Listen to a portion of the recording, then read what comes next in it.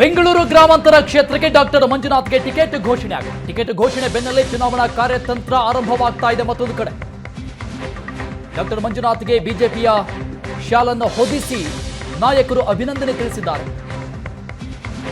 ಒಂದು ಕಡೆ ಟಿಕೆಟ್ ಘೋಷಣೆ ಆಗ್ತಾ ಇದ್ದಂತೆ ಇದರ ಬೆನ್ನಲ್ಲೇ ಚುನಾವಣೆಯ ತಂತ್ರಗಾರಿಕೆಗಳು ಕೂಡ ನಡೀತಾ ಇದೆ. ಆರಂಭ ಆಯಿತು. ಬೆಂಗಳೂರು ರೂರಲ್ ಕ್ಷೇತ್ರಕ್ಕೆ ಡಾಕ್ಟರ್ ಮಂಜುನಾಥ್ ಅವರ ಹೆಸರು ಈಗಾಗಲೇ ಅಧಿಕೃತವಾಗಿ ಘೋಷಣೆ ಆಗಿದೆ. ಡಿಕೆ ಬ್ರದರ್ಸ್ ಅನ್ನ ಮಣಿಸೋದಕ್ಕೆ ಡಾಕ್ಟರ್ ಮಂಜುನಾಥ್ ಅವರು ಅಖಾಡಕ್ಕಿಳಿತಾ ಇದ್ದಾರೆ.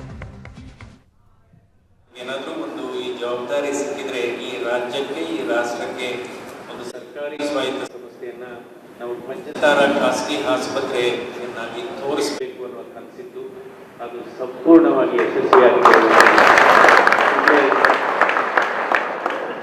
ಶ್ರೀಮಂತರಿಗೆ ಖಾಸಗಿ ಆಸ್ಪತ್ರೆಯಲ್ಲಿ ಸಿಗತಕ್ಕಂಥ ಶ್ರೀಮಂತಿಗೆ ಚಿಕಿತ್ಸೆ, ಬಡ ರೋಗಿಗಳಿಗೆ ಚಿಕಿತ್ಸೆ, ಬಡ ರೋಗಿಗಳಿಗೆ ಆ ರೀತಿ ಚಿಕಿತ್ಸೆ ಆಗಬೇಕು ಅನ್ನುವ ಕನಸಿತ್ತು.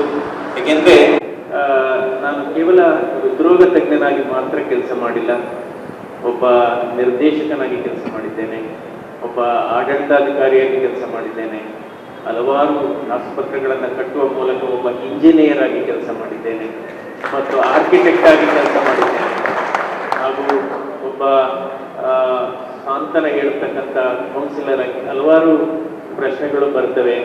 ಡಾಕ್ಟರ್ ಮಂಜುನಾಥ್ ಅವರು ಯಾಕೆ ರಾಜಕೀಯಕ್ಕೆ ಬಂದರು, ಕೆಲವರೆಲ್ಲ ಅಂದರೆ ನಮ್ಮ ಮೇಲೆ ತುಂಬ ಪ್ರೀತಿ ಇದ್ದಂಥವರು, ತುಂಬ ಅಭಿಮಾನ ಇದ್ದಂಥವರು ಅದು ಹೇಳ್ತಾರೆ. ಡಾಕ್ಟ್ರು ಏನಕ್ಕೆ ರಾಜಕೀಯ ಬೇಕಿತ್ತು ಹಾಗೆ ಹೀಗೆ ಅಂತ ಹೇಳ್ತಾರೆ. ಅವರು ಅವರ ಅರ್ಥದಲ್ಲಿ ಅವರು ಸರಿ ಇರ್ಬೋದು. ಅಂದರೆ ಈಗ ನಾವು ಇಲ್ಲಿ ಈ ಕ್ಷೇತ್ರದಲ್ಲಿ ತಂದಂಥ ಕ್ರಾಂತಿಕಾರಿ ಬದಲಾವಣೆಗಳು ಇದು ರಾಷ್ಟ್ರ ಮಟ್ಟದಲ್ಲಿ ಯಾಕೆ ತರಬಾರ್ದು, ಅದಕ್ಕೆ ಒಂದು ಭೂಮಿಕೆ ಬೇಕು, ಅದಕ್ಕೆ ಒಂದು ವೇದಿಕೆ ಬೇಕು. ಈಗಾಗಲೇ ನರೇಂದ್ರ ಮೋದಿ ಅವರ ಸರ್ಕಾರದಲ್ಲಿ ತಜ್ಞರುಗಳಿಗೆ, ಸಾಧಕರುಗಳಿಗೆ ಹೆಚ್ಚು ಹೆಚ್ಚು ಪ್ರೋತ್ಸಾಹವನ್ನು ಕೊಡ್ತಕ್ಕಂಥ ಒಂದು ಕಾರ್ಯಕ್ರಮ ನಡೀತಾ ಇದೆ. ಈಗ ಹಲವಾರು ತಜ್ಞರಿಗೆ ಅವರು ಅವಕಾಶ ಮಾಡಿಕೊಟ್ಟಿದ್ದಾರೆ ಅವರ ಸೇವೆ ಮಾಡಲಿಕ್ಕೆ. ಅದಕ್ಕೋಸ್ಕರ ನಾನು ಇವತ್ತು ಬಿಜೆಪಿ ಮತ್ತು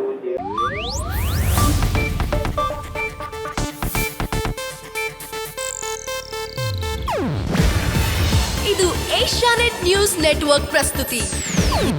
ನೀವು ನೋಡ್ತಿದ್ದೀರಾ ಏಷ್ಯಾನೆಟ್ ಸುವರ್ಣ ನ್ಯೂಸ್.